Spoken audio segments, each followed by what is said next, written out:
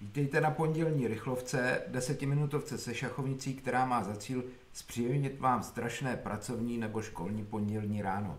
Názdar, Jiřino. Nazdar, Vašku, nazdar. Hele, Jiříku, už se ti asi někdy stalo, že ti stačila remíza, veď? Jo, stává se to občas, No, a no. ostatní předpokládali, že to bude remíza.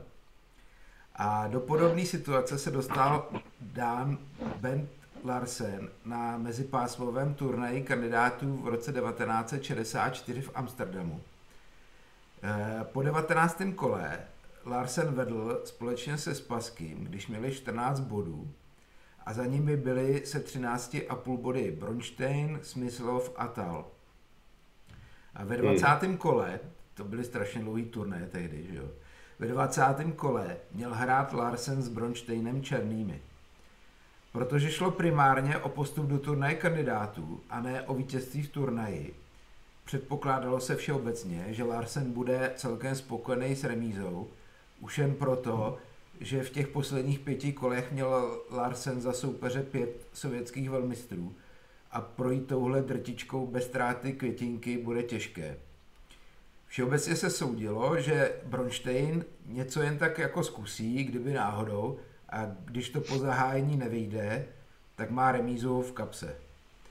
No, s tímhle vším ovšem počítal i Larsen a provedl krvavý psychologický kalkul, že se prostě nespokojí s remízou, ale bude hrát od zahájení černými s Bronsteinem ostře na výhru a spálí za sebou všechny mosty, protože na to Bronstein nebude psychicky připravený. No a jak to dopadlo, na to se teďka podíváme teda v partii Bronstein-Larsen. Tak jdeme na to. Soupeři nejdřív rozehráli zase bojovnou královskou indickou. A Bronstein tady zvolil tah, který v 50. letech spopularizoval jeho krajan Jurij Averbach a zahrál tady střelec G5. No a ta partie pokračovala C5, D5, E6, F3, H6, Sf4, E krát D5, E krát D5. A tady zahrál Larsen, Dan, zahrál tady věž E8. Nyní použijeme jeho komentáře, kdy tady napsal: Neviděl jsem, co znamená tah Sf4. Je to výsledek domácí analýzy nebo náhlé vnuknutí za šachovnicí. Ale Bronstein ztratil na poslední tah 19 minut a na další tah 13 minut a na další tah 17 minut. Co to všechno mělo znamenat? Že by bílý nedocenil v analýze tah věž E8? Udělali bílý nyní rošádu malou, tak přijde jezdec E4 a rozdíl v postavení mezi střelcem na D2, kam se normálně vyvíjí, kam normálně ustupuje potom H6, a na F4 je v tom, že černý po výměně na E4 to dobere věží a získává tempo. Jo? A přece měl přesně tak ten bílej hrát. Bílej ale tady zahrál jezdec D2 a Larsen zostřil hru tahem jezdec H5.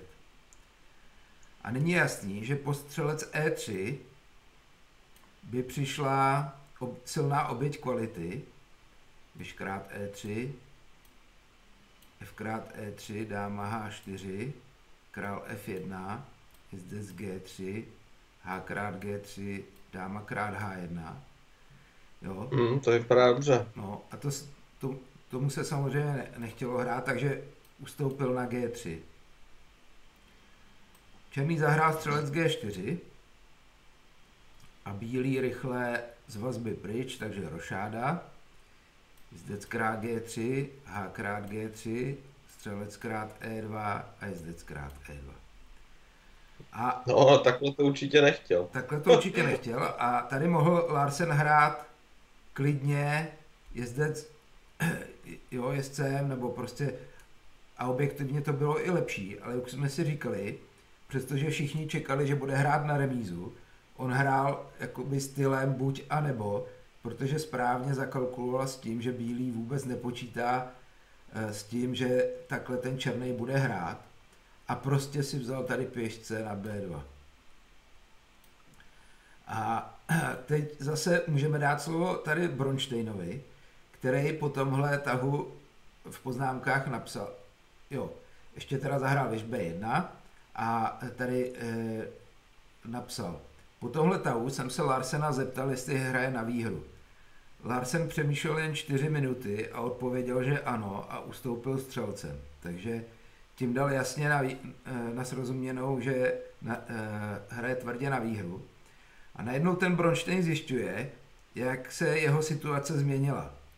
Přece on měl zkoušet toho Larsena, jestli ho někde nepřekabátí, a když ne, tak to mělo podle všeobecného mínění skončit remízou. A teďka se musí přeorientovat na tvrdý boj, na život a na smrt, zatímco Larsen byl v klidu, protože on byl na tenhle ten boj nastavený od začátku. Tak přišlo věžkrát B7, jezdec D7, no a někde tady se... Hlavně teď má pozici snů, že jo, takže teď... No a někde tady se pořád ještě Bronstein vyrovnával s tou změnou těch psychologických kulis a přemýšlel tady půl hodiny a nakonec se rozhodl teda tu věž ponechat v tom týlu soupeře a zahrál jezdec F4. Černý ji teda zavřel, jezdec B6, přišlo věž E1, střelec C3. A v tenhle moment se Bronstein konečně sebral a pustil se i on správně do akce a zahrál tady jezdec E4. Larsen ale nemínil ustupovat a po pouhých 6 minutách přemýšlení prostě sebral střelec krát E1. A tenhle tah Bronstein označil za ohromující ukázku odvahy. Tady očekával se G7, že se vrátí a pak chtěl opakovat tahy po jezdec D2. A po zetí věže se dostalo publikum do varu, ale to ještě nic nebylo, protože tep tomu publiku zvýšil tady Bronstein následujícím tahem a to je tah jezdec E6. Tak, tady 20 minut přemýšlel Larsen nad touhle zdánlivě zoufalou situací. Jo, můžeme si dát tady nějaký varianty. Kdy nakonec tady našel jediný tah. Jo, kdyby třeba tady hrál dáma C8, tak přijde jezdec F6, král H8, dáma C1, G5, dáma B1 a mat. Jo, kdyby v této pozici zahrál střelec C3, tak přijde dáma F3, a to je taky konečná. Kdyby v té pozici sebral F krát E6, tak přijde dáma G4, G5, dáma H5, jezdec D7, musím překrýt tady tu 7. řadu, dáma G6, král H8, teď se to tady vyzobe a D krát E6, úplně jednoduchý. No a konečně, kdyby sebral na E6 věží, tak přijde D krát E6, F5 a dáma A1. Jo, to je geometrie. Taky pěkná geometrie. Takže tady Larsen přemýšlel 20 minut a pak našel jediný tah a to je tah střelec krát F2, který získává čas, král krát F2, F krát E6, dáma G4 a věž F8. A tady zase Larsen píše, když jsem promýšlel tento tah, všiml jsem si, že Bronstein jakoby znervózněl. Zřejmě něco v jeho propočtu neklapalo. Když jsem dal šach, Bronstein ztratil sebejistotu a po 11 minutách zahrál král G1.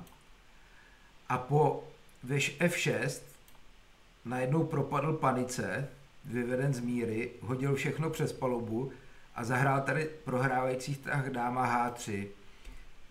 Ukážeme si pak ten další průběh, ale tady měl hrát teda bílý D krát E6 a po dáma F8, E7, věž F1, král H2, dáma F5, dáma krát, věž krát A7, věž E5, E8 dáma, věž krát E8, jezdec F6, král F8 a tady remíza, jo, po věčňáku. Tak, tady teda Bronstein zahrál dáma H3 a po dáma F8 se ukázalo, že původně plánovaný jezdec F6 k ničemu není pro dáma krát F6, dáma H6 a teďka zase nádherná geometrie, dáma D4, král H2 a dáma H8 a výměna dám. Takže tady disgustovaně zahrál jezdec G5, ale to už Larsen dominoval, útok odrazil a hezky vyhrál, takže přišlo věž F1, král H2, věž F5, jezdec krát E6, věž H5, dáma krát, G krát, jezdec krát, věž krát. No a tady se černej vzdal a my to zakončíme hezkým komentářem od Larsena. Tahle partie vyřadila Bronsteina z turnaje kandidátů. Byl by ještě mohl dosáhnout cíle, ale v posledních utkáních hrál nervózně a nevyrovnaně a za několik měsíců se mnou Bronstein znovu prohrál v Bělehradě.